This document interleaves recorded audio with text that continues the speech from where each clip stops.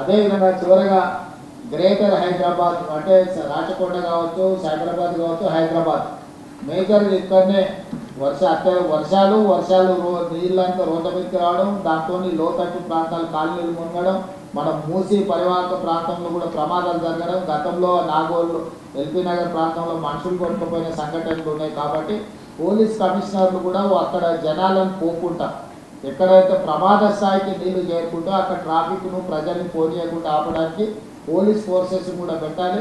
City ట్రాఫిక్ను చేయడానికి physical policing కూడా అవసరం. ఉన్నతాధికారులు కూడా ఫీల్డ్ మీద ఉండాలి.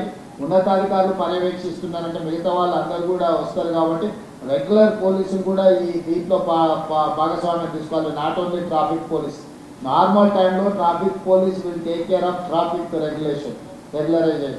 కానీ ఇది స్పెషల్ సిచ్యువేషన్ కాబట్టి regular police, law and order పోలీసులు కూడా ఈ 3 కమిషనరేట్ల కింద అందరినీ అప్రమత్తం చేసి పోలీసులు అందరూ కూడా దీంట్లో ఉండాలి. కంట్రోల్ రూమ్లో కూడా కంట్రోల్ రూమ్ ఇన్ఛార్జ్లకు, కంట్రోల్ రూమ్లో ఉన్న వాళ్ళకు ఎప్పటికప్పుడు సిటీ అంతా ఏ ఏరియాలో ఉందో అత్యవసరమైన పరిస్థితులను చేసుకొని వాళ్ళందరినీ అప్రమత్తం చేసుకుంటూ పోతుండాలి. అదేవిధంగా హైడ్రా నుంచి మీరు ఈ ఎఫ్ఎం రేడియోలకు వీటికి కూడా అలర్ట్స్ ప్రకటించండి. వాళ్ళకి చెప్తే వాళ్ళు ట్రాఫిక్తో పాటు ఎక్కడ కనుక వర్షపాతం ఉంది, ఎక్కడ బ్రిడ్జులు ఉన్నాయి, ఎక్కడ బ్రిడ్జులు లేకపోతే మొత్తం అక్కడ పోవడానికి అవకాశం లేని ప్రాంతాలు ఉంటే కూడా వాళ్ళందరినీ కూడా అప్రమత్తం చేసి రేడియో సమాచారం కానీ టీవీలలో కూడా అలర్ట్ చేయించడం, కొంత కోఆర్డినేషన్, మీడియా కోఆర్డినేషన్. అదేవిధంగా ప్రజల్ని భయపెట్టే వార్తలు కూడా ఎవరైనా ఇస్తే ఐఎన్పిఆర్ కమిషనర్ గారు కూడా నేను సూచన చేస్తున్నా, మీరు ఒక టీంను పెట్టుకొని ఎవరైనా ఒక భయానక వాతావరణం సృష్టించడానికి తప్పుడు వార్తలు ఎవరైనా ప్రసారం చేస్తే ఇమ్మీడియట్గా ఆ ఛానల్స్ను కానీ వాళ్ళని కానీ మీరు ఇమ్మీడియట్గా అప్రమత్తం చేసి వాళ్ళకి సమాచారం అందించండి. కాదు కూడదని వాళ్ళు ఏదైనా చేస్తే ఇమ్మీడియట్గా ఏం చర్యలు తీసుకోవాలనో ఐఎన్పిఆర్ వైపు నుంచి కూడా దీంట్లో ఉండాలి. మీరు సమాచారం ఇవ్వనప్పుడు వాళ్ళు ఏదో ఒకటి వేస్తారు. మీరే అందుబాటులో ఉండి సమాచారం తెచ్చుకొని వాళ్ళకి సమాచారాన్ని అందిస్తే వాళ్ళు వాస్తవాలను కూడా ప్రకటించే అవకాశం ఉంటుంది. కాబట్టి ఐఎన్పిఆర్ డిపార్ట్మెంటు, సిపిఆర్ఓలు వీళ్ళందరూ కూడా సమాచారాన్ని ఎప్పటికప్పుడు మీడియా ద్వారా కూడా ప్రజలకు చేరేటట్టు మీడియాను కూడా అప్రమత్తం చేయడం, మీడియా కూడా సమాచారం అందించే కార్యక్రమాలను కూడా తీసుకోవాలి. వీళ్ళందరినీ కోఆర్డినేషన్ చేయడానికి చీఫ్ సెక్రటరీ గారు, డీజీ గారు, కమిషనర్లు మీరు ఒక గ్రూప్ క్రియేట్ చేసుకొని ఎప్పటికప్పుడు ఆ గ్రూప్లో మీరు డిస్కషన్ చేసుకొని ఇన్స్ట్రక్షన్స్ ఇవ్వడానికి కూడా అవసరమైన దీంట్లో కూడా మీరు ఒక కోఆర్డినేషన్ లాగా ఉండాలి. ఎందుకంటే ఒకసారి ఫోటో కలవరు, లేకపోతే సిగ్నల్ బ్రేక్ అయ్యి ఏదైనా ప్రాబ్లం వస్తే కూడా మీరు ఒక గ్రూప్ క్రియేట్ చేసుకొని డిజాస్టర్ మేనేజ్మెంట్ కోసం నెక్స్ట్ 72 అవర్స్ని అడ్రస్ చేయడానికి అవసరమైన ఒక గ్రూప్ క్రియేట్ చేసుకోండి. కన్సర్న్ మినిస్టర్స్ అందరూ అందుబాటులో ఉంటారు, నేను కూడా అందుబాటులో ఉంటాను.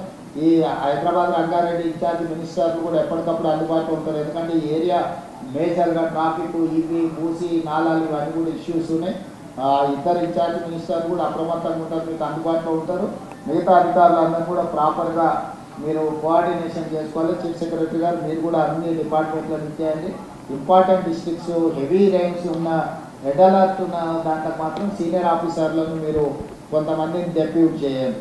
దాంతో ఇది అవుతుంది. తర్వాత ఇరిగేషన్ డిపార్ట్మెంట్ కూడా మీరు వాటర్ ఇన్ఫ్లో అవుట్ఫ్లోస్ క్యాలిక్యులేట్ చేసుకొని ఎప్పటికప్పుడు గేట్ పెట్టడం కానీ, లేకపోతే వాటర్ని స్ట్రీమ్ లైన్ చేయడం కానీ, ఎక్కడికక్కడ విడుదల చేయడం కానీ ఉంటుంది. మీరు చాలా వరకు ఏంటంటే ఇప్పుడు గోదావరిలో, కృష్ణలో ఫ్లో ఎక్కువ లేదు కాబట్టి వర్షం వచ్చినా నష్టం లేదనే ఏదైతే ఆలోచనలు ఉందో రీసెంట్ డేస్లో క్లౌడ్ బస్ట్ వల్ల ఎక్కువ డ్యామేజ్ అవుతుంది. వాటిని అప్రమత్తంగా ఉండాలి. ఇప్పుడు అత్యధికంగా మన సిస్టమ్ అంతా 24 గంటలకు 2 సెంటీమీటర్ల వర్షం కురిస్తే సరిపోయే వ్యవస్థ ఏర్పాటు చేసుకున్నాం మనం పట్టణాలలో. కానీ 2 గంటలలో 30-40 సెంటీమీటర్లు వచ్చినప్పుడు మనకున్న డ్రైనేజ్ వ్యవస్థ కానీ, మనకున్న రోడ్ల వ్యవస్థ కానీ సరిపోదు. దాంతో ఏమవుతుందంటే పూర్తి స్థాయిలో ఎంత మీరు అటెండ్ చేసినా రోడ్ల మీద మొత్తం నీళ్లు నిలిచిపోతున్నాయి, ట్రాఫిక్ నిలిచిపోతుంది. దాన్ని దృష్టిలో పెట్టుకొని వీలైనంత మేరకు చీఫ్ సెక్రటరీ గారికి సూచన చేస్తున్న స్కూల్స్, కాలేజెస్ కూడా కంటిన్యూగా నడపాలన్నా, హాలిడేస్ ఇవ్వాలన్నా పరిస్థితిని బట్టి అంచనా వేసుకోండి. అదేవిధంగా ఐటీ ప్రొఫెషనల్స్ కూడా వర్క్ ఫ్రమ్ హోమ్ చేయడానికి అవకాశం ఉంటే వాళ్ళని కూడా అప్రమత్తం చేయండి. వీలైనంత మేరకు ప్రజల్ని రోడ్ల మీదకి రాకుండా జాగ్రత్తగా సేఫెస్ట్ ప్లేస్లో ఉండేటట్టు డిపార్ట్మెంట్ పరంగా అప్రమత్తం చేయండి. మీరు కూడా డిఫరెంట్ డిపార్ట్మెంట్స్, నేను special chief secretary IT and వాళ్ళకు కూడా సంజయ్ కూడా నేను ఇన్స్ట్రక్షన్ ఇస్తున్నా.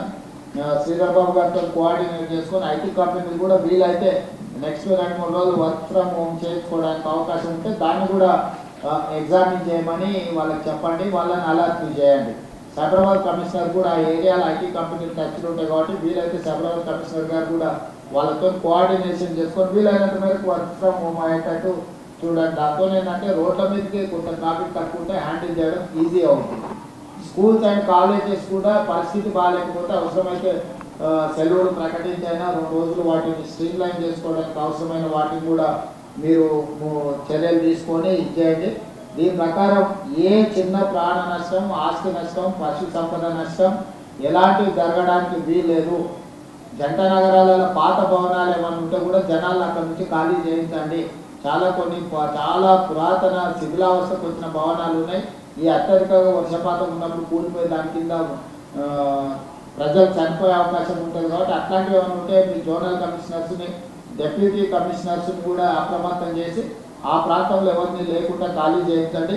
విద్యుత్ శాఖ కూడా ఇంపార్టెంట్. చాలా వరకు హైదరాబాద్లో వర్షాలు రాగానే చెత్త కూలిపోయి కరెంటు పోల్ల మీద పడి అవి కూలిపోయి కరెంటు పోయే అవకాశం ఉంది కాబట్టి వెంబడే ఆ కరెంటును పునరుద్ధరించడానికి అవసరమైన చర్యలు కూడా తీసుకోవాలి. అవసరం అనుకుంటే జనరేటర్స్ కానీ లేకపోతే మూవబుల్ వెహికల్ మీద ట్రాన్స్ఫార్మర్స్ పెట్టి మూవ్ చేసి రిస్టోర్ చేయడానికి అవసరమైన ప్రణాళికలు కూడా అన్నీ సిద్ధం చేసుకొని రాబోయే 72 గంటలు అందరూ అప్రమత్తంగా ఉండాల్సిందిగా ఆదేశిస్తూ ఈ సమావేశంలో పాల్గొన్న మంత్రులకు, ఉన్నతాధికారులందరికీ కూడా నేను ఈ సూచన ద్వారా ఈ సమావేశాన్ని ముగిస్తున్నాను. ధన్యవాదాలు. Thank you sir.